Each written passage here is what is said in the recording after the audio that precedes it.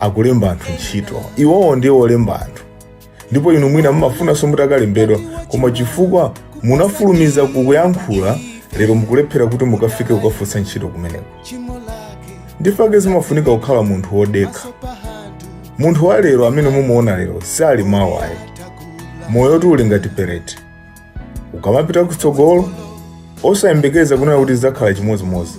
Taonapo anthu akunena kuti akupita patsogolo, koma monga perete amasintha, nanena about 10, moyo umatha kusintha. Wapambuyo ndikukhala patsogolo. Ndiye ndifake zimafunika kusamalisa. Mukamayankhula mokhadzula, osaziwa za mawa, muzalira chifukwa tsiku lina mwina sizakhala ntchito kapena banja limene muli ndi wana, muli ndi abale anu, simukudziwa kuti kodi azakwatirana ndi ndani. Anthu pa dziko lapansi amazitemberera okha. Zina zitende zimusiya Satana.